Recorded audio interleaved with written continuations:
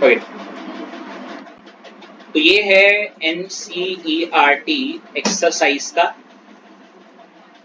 Question number 1.5 और ये भी किस टॉपिक पे बेस्ड है, हमारे मोलैरिटी पे। ठीक है, कैसे अभी मैं बताता हूँ। तो बोल रहे कैलकुलेट द मास। ओके, मुझे मास कैलकुलेट करना है। सॉरी, पर किसका मास कैलकुलेट करना है? ऑफ क्या? Sodium acetate required. ये बोल रहे हैं, मान लेते एक वेसल है और उसमें हम क्या बना रहे हैं, कोई सॉल्यूशन बना रहे हैं। ठीक है, तो बताओ कितना मास, बोल कितना मास ऑफ क्या? CH3COONA। एक्चुअली वो पूछ रहा है, एक्चुअली आपसे गिवन मास पूछ रहा है, कितना गिवन मास ऑफ CH3COONA, जो कि एक्चुअली में और कुछ नहीं क्या है, आपका सॉल्यूट है, डाला गया होगा हमारे द्वारा, है ना, रिक्वायर्ड टू मेक, ताकि मैं बना पाऊं 500 ml ऑफ, ताकि मेरा जो यहाँ पे क्या बन जाए, एक सॉल्यूशन बन जाए जो कि क्या हो, 500 ml का हो। और जब मैं इसकी क्या निकालूंगा, मोलैर क्या रिटी, तो क्या आ जाए, वो क्या आ जाए 0.375 m आ जाए। ठीक है, यहाँ पे से लाइन कंफ्यूज करती है बच्चों को। देखो, to make 500 ml solution of क्या 0.375 मोलर एक्वस सॉल्यूशन, इसका मतलब ये जो इसको और जो पानी को डाल के मेरा अगर जो सॉल्यूशन बने उसकी मोलैरिटी क्या आ जाए 0.375 आ जाए। समझ लो। इस बार हर्षित क्या हुए, उन्होंने मोलैरिटी का ही क्वेश्चन है लेकिन मोलैरिटी नहीं पूछे, मोलैरिटी को क्या कर दी उन्होंने, दे दीजिए। समझ रहे, वो बोल रहे हैं मोलैरिटी दे रखी है, ये बताओ वो जो मास डाला होगा ना उन्हें सॉल्यूट का, वो कितना रहा होगा। क्वेश्चन क्लिक हो गया। तो बताए क्वेश्चन का सही जवाब या सही आंसर निकालने का सबसे पहला स्टेप क्या होना चाहिए हर्षित, क्वेश्चन को समझना। हम सबसे बड़ी गलती ये करते हैं कि हम क्वेश्चन को समझते नहीं है। ठीक है, तो ये तो हो गया एक रफ डायग्राम, और मैंने कहा था ये तो हो गया रफ डायग्राम, इधर हमेशा बनाया करो और इधर क्या लिखा करो हमेशा, क्या गिवन।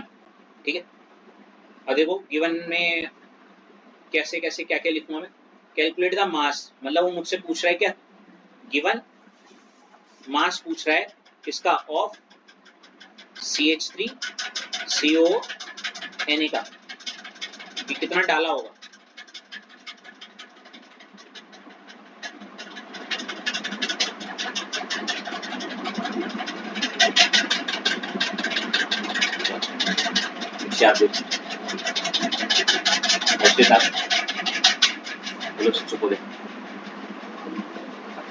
चलो, गिवन मास ऑफ CH3CONA ये पूछ रहा है कितना डाला रहा होगा। अच्छा देखो, गिवन मास ऑफ CH3CONA पता है मुझे, तो सॉरी नहीं पता है, लेकिन मुझे ये पता है मैंने डाला क्या है, CH3CONA, है ना।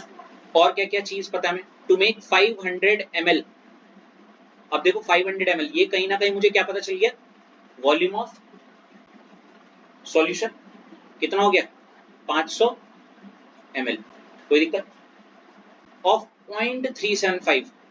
वंशी ये 0.375 अभी अभी मैंने बताया क्या है, ये क्या है ये, तो आप यहाँ पे लिख दोगे मोलैरिटी इक्वल टू 0.375, कोई दिक्कत है ना। प्लस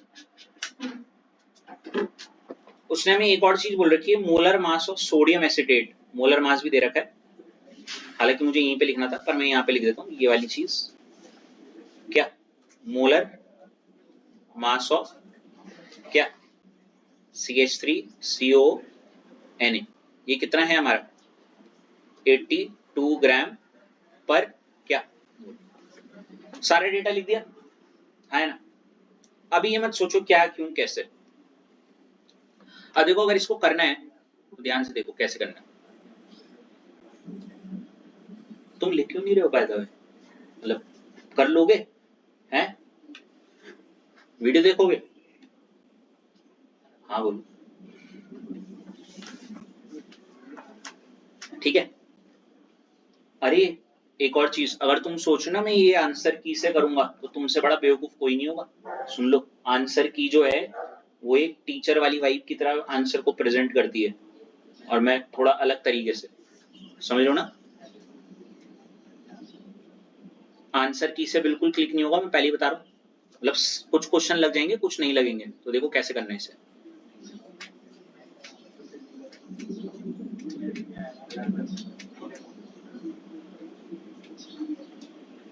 बस ये छोड़।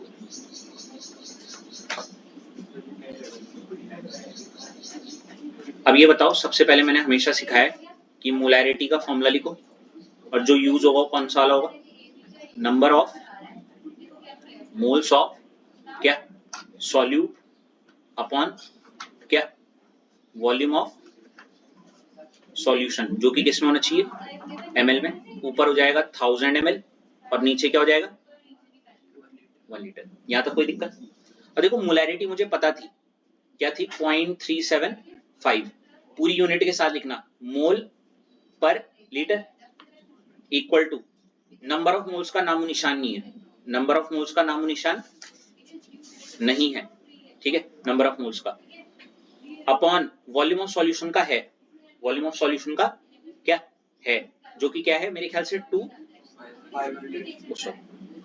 500, पक्का ना,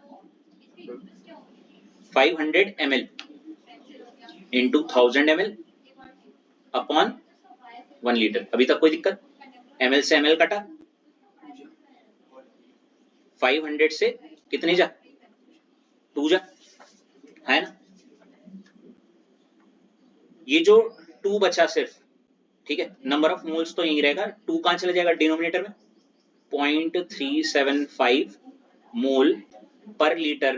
अब देखो ये 1 लीटर क्रॉस मल्टीप्लाई में इधर 1 लीटर इक्वल टू क्या हो जाएगा, नंबर ऑफ मोल्स अपॉन में क्या हो जाएगा, क्या जाएगा 2, है ना।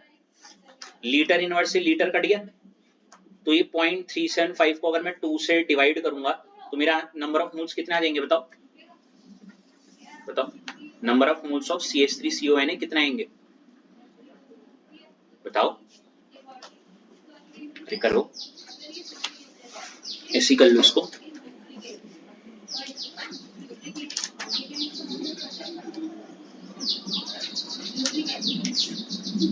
ये बैठ रहा तुम्हारा यार है, क्या है 0.1875 मोल, ये क्या आ गए मेरे नंबर ऑफ क्या मोल्स ऑफ क्या CH3CONA, क्लिक हो गया। अब जब मुझे नंबर ऑफ मोल्स पता चल गया, मुझे एक और बड़ा खूबसूरत सा फॉर्मूला पता है, number of moles of CH3CONA का जो फॉर्मूला होता है वो होता है गिवन मास अपॉन क्या molar, given mass upon molar mass. Number of moles मुझे अभी अभी निकाले मैंने 0.1875 मोल, गिवन मास मुझे निकालना था, और मोलर मास मुझे हर्षित पता है, कितना है बताओ,